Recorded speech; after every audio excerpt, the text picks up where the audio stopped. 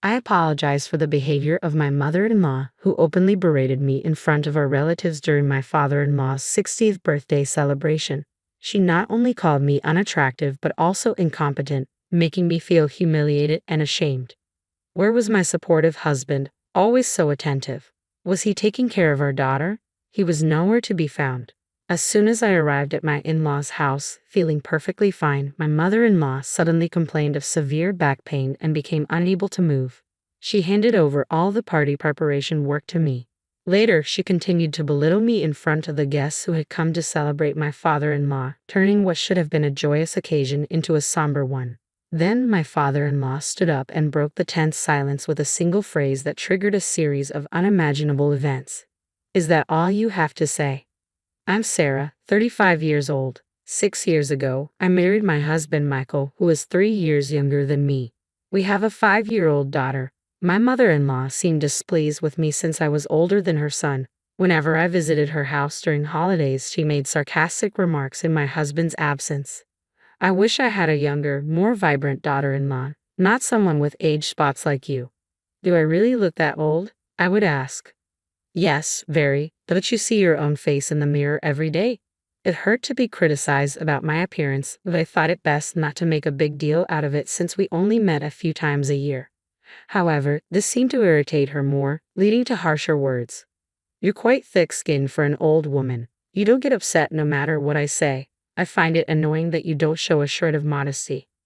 What could I say to my mother-in-law, who only spoke words that left me at a loss? In front of my husband, she hid her true nature and spoke kindly to me. He seemed unaware of her mistreatment, and if I vented my frustrations, I would likely be blamed, so I held back.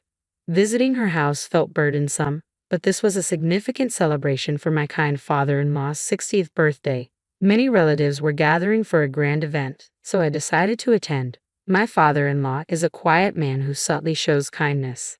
When I'm feeling down due to my mother-in-law's harsh words, he gently approaches me and says, "Sarah, if you're having a hard time, feel free to tell me. If it's alright, I'd like to be there for you." I wondered if he knew about my harassment, but to protect me from further mistreatment, he refrained from openly supporting me. To celebrate my warm-hearted father-in-law, our family left early in the morning and drove 3 hours to their house. I was feeling under the weather with a low-grade fever and lingering fatigue, so Michael did all the driving. Upon arrival, my mother-in-law greeted us cheerfully. Well, look who's here. It's been a while, Michael. You should visit more often. Oh dear, you look tired. I've been driving non-stop, so it can't be helped, Michael replied. I see you've worked hard. I'll get the bed ready. Why don't you go rest in the back room? I think I'll take you up on that. Sarah, you should rest too. You've been taking care of the kid in the car, and you don't seem well. Oh dear, Michael, didn't you know? I called Sarah yesterday, and we planned to go shopping together for the celebration. You go and rest, Sarah. Once you put the luggage down, we'll head out. No such communication had occurred. Exhausted from looking after our energetic 5-year-old daughter, I wanted to rest too. Since Sarah's not feeling well, let her rest. You can do the shopping, Michael suggested. But it's your father's big celebration. I want to choose the best ingredients with Sarah. Sarah, you'll keep your promise, right? She left me no room to refuse, forcefully pulling me back into the car. She glared at me and snapped, "I don't think you need time to rest." Then she smiled brightly and said loudly, "Thank you for driving. I'm so happy." Knowing that opposing her would ruin the day, I reluctantly got into the driver's seat. "I'm fine, Michael. You rest. I'll go shopping with her." As I tried to hand over our daughter to Michael, my mother-in-law took her and seated her in the child's seat. Looking after the child is a mother's duty. "Well, Michael, we're off." Once in the passenger seat, she began berating me. "You can't even look after your child properly. Stop using Michael for your convenience. You're just an incompetent daughter-in-law who's only aged." Her sweet facade remained as she waved goodbye to Michael, who remained oblivious. I drove my husband's unfamiliar car toward a large supermarket. Of course, my mother-in-law couldn't stay quiet during the drive. She began lecturing me right away. "I'll make you regret lazing around while making my son drive." "Mother-in-law, please don't say such scary things. I've been feeling feverish and fatigued since this morning. Your poor health is due to your bad management. Also, your crow's feet have increased and the spots on your cheeks have darkened. I can't even bear to look at you. Your skin has lost its elasticity." I had no energy to respond to her harsh words and barely managed to nod along until we arrived at the supermarket. I wondered how other daughters-in-law managed to endure such treatment from their mothers-in-law. My high-spirited mother-in-law jumped out of the car without a word of thanks and swiftly handed me 2 shopping carts. "You're so slow. Get a move on." When I tried to avoid the crowds, she swiftly moved forward, filling the shopping basket with luxury foods like USDA prime beef, crab, salmon roe, and melons. Then she started adding items that were clearly not needed for the day. "Mother-in-law, do we need these urgently?" I asked.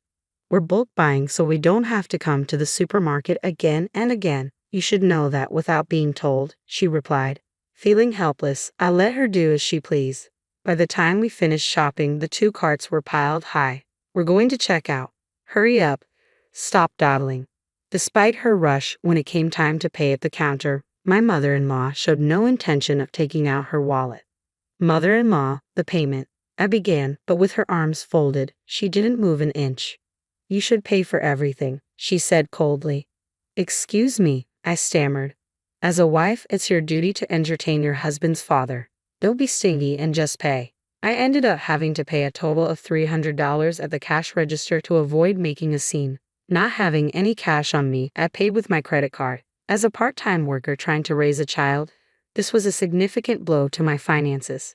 To make matters worse, I had brought $300 as a birthday gift for my father-in-law's 60th birthday, but I couldn't use that now. This expense meant I would have to cut back even more on our living costs in the future, and the burden that was already heavy became even heavier. I wondered how I should tell this to Michael. If I reported it, my mother-in-law might cause a fuss. During the car ride home, she kept hurling insults at me. It was almost impressive how many different ways she could insult me. By the time we arrived home, my husband was still asleep, probably due to exhaustion. Upon seeing this, my mother-in-law smiled slightly and began to take advantage of me. "After you put away the groceries, go weed the garden right away. Please, can I rest a bit?" I pleaded. "You have no right to defy your mother-in-law. This is the consequence of making Michael drive alone." "So this is what you want," I murmured. "If you have time to move your mouth, just go and move your hands. Hurry up, we're short on time." After weeding, cleaned the bathroom and the toilet. Despite the unfairness of the situation, I had no choice but to endure it for the day. I weeded the garden, and then cleaned the grimy, yellow-stained bathroom and toilet.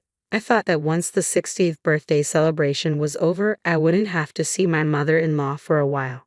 My husband woke up just as I had finished cleaning and looked surprised to see me.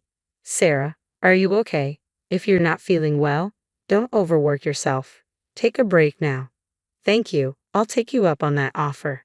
As I was about to lie down, my mother-in-law suddenly let out a loud yell, clutching her back.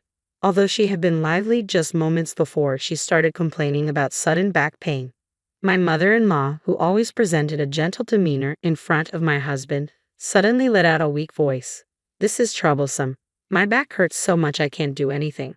My chronic back pain has flared up again. I won't be able to cook before the relatives gather. Sarah, you're my only hope." "But, oh, what should I do?" As much as her sorrowful demeanor seemed staged, if her chronic back pain was genuine, it would indeed be impossible for her to stand in the kitchen. Reluctantly, I pushed my worried body, asked my husband to look after our daughter, and started cooking. "Sarah, are you sure you're okay?" Michael asked. "I'm fine. I always cook, remember?" I put on a brave front for my husband, but my body was already fatigued. Yet it was an important day for my father-in-law, and I felt that I couldn't afford to take a break. My head was spinning, and somehow the smell of food was making me sick, but I had to keep going for my father-in-law. After I managed to finish cooking, my father-in-law came into the kitchen to check on me. "You've worked hard. Thank you for preparing all this food." "Not at all. It's for you. Please enjoy it later." After that, the relatives started gathering one after another, everyone wishing my father-in-law well, creating a lively atmosphere. As we finished the toast and were about to start eating, my mother-in-law started saying something shocking. "I'm sorry, everyone, but due to my chronic back pain flaring up on this important birthday celebration, the food was all cooked by my daughter-in-law. I apologize for the unappetizing food made by my unattractive daughter-in-law." Both my father-in-law and husband froze at my mother-in-law's sudden outburst. My daughter-in-law is not only unattractive, but she's also clumsy, a total failure. It's truly pitiful. Ouch. My mother-in-law exaggeratedly rubbed her back, continuing to disparage me. She's so clumsy that without my support, she can't do anything. I wonder if she can even take care of her own child. I'm so worried about whether Michael can manage with such a woman as his wife. What was supposed to be a festive atmosphere quickly turned gloomy, resembling more of a wake than a celebration. My usually supportive husband, who was supposed to be looking after our daughter, was nowhere to be found. At that moment, my father-in-law, who had been sitting quietly, suddenly stood up. Is that all you wanted to say? Ha! Seems like it. Maybe we should kick out the useless one then. Following his words, my husband entered the room holding our daughter and a suitcase, his face unusually stern. Dad, as you said, I've packed her stuff. My mother-in-law smiled at the sight, seemingly pleased. Sarah, looks like you're getting kicked out. But to her surprise, my husband handed the suitcase to her. What? My father-in-law's booming voice added the final blow. Take that and get out of this house right away. Although she seemed unable to comprehend what was happening, my mother-in-law quickly understood the situation. Why should I be the one kicked out? It's Sarah who's useless. The bathroom is always covered in mold, the toilet left dirty, and you call Sarah useless when you barely cook anything, not to mention how harshly you've been treating her. I've had enough. It's the mother-in-law's duty to discipline the daughter-in-law. I was only pointing out her shortcomings. Discipline? What era do you think we're living in? Realizing that her angry father-in-law wouldn't take her side, my mother-in-law turned to her usual theatrics and began crying to my husband. Michael, don't misunderstand. We might need to take care of your father someday, right? So I was teaching Sarah how to be a good wife. As tough as that was. Take care of him. That's a laugh. I won't be fooled by you anymore. You've just been bullying Sarah. Even today, despite feeling unwell, she came along to celebrate Dad's 60th birthday. Sarah volunteered to celebrate, didn't she? Don't lie, you also made her pay for the groceries, didn't you? I found the receipt from today in her bag when she was trying to take out candies for our daughter. It shows that Sarah paid with her credit card. I just asked her to pay because I didn't have any cash on hand. I was planning to pay her back honestly. Really? If I hadn't noticed, you would have just kept quiet. I've turned a blind eye to the common mother-in-law and daughter-in-law issues, but you're going too far. I'm fed up with living with a spiteful old woman.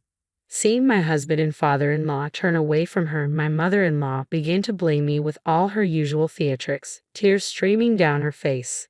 No, I haven't said anything, but it's a fact that you've been bullying me, isn't it? For the sake of my father-in-law and my husband, who had gone to great lengths for me, I gathered the courage and spoke the truth for the first time. I would no longer let my mother-in-law have her way. That's right, we heard about it from Mia. We also know about the nasty comments you made about Sarah at the supermarket and in the car.